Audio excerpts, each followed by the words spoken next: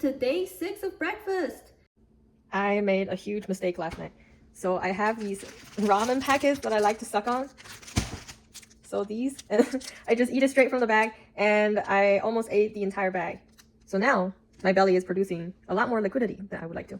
In Chinese medicine, eating a little bit of spicy raises your inner fire and could cause ulcers or pimples. But a lot of spicy will give you inner cold, causing stomach cramps and diarrhea. To combat my inner cold, I'm making a classic northern breakfast to help recover my body. This is small rice or millet. So for reference, this is the rice that everybody is familiar with, and we call these big rice. And now here's small rice. Looks very golden. You would normally see small rice in the northern parts of China and big rice in the southern parts of China.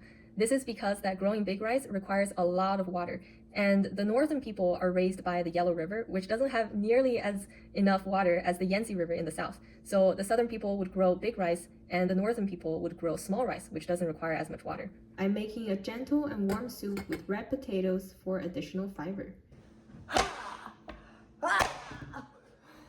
Aside from the food, the northerners and southerners have quite different cultures. It is said that in the south, people are soft-spoken, more open-minded, and are pretty and fashionable.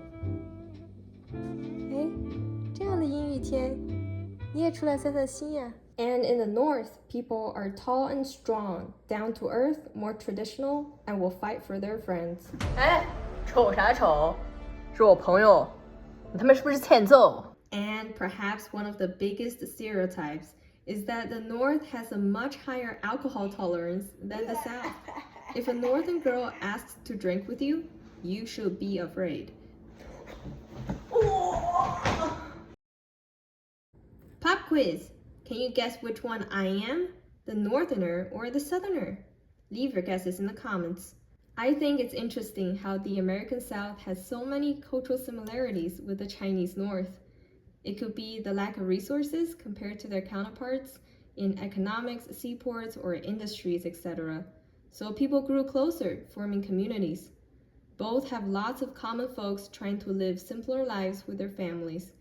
Both are very down to earth and hospitable, and helping each other out, strangers or not, is a custom.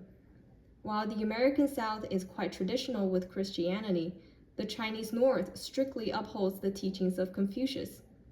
I know with politics these days, it is easy to hate, but we are not so different in nature.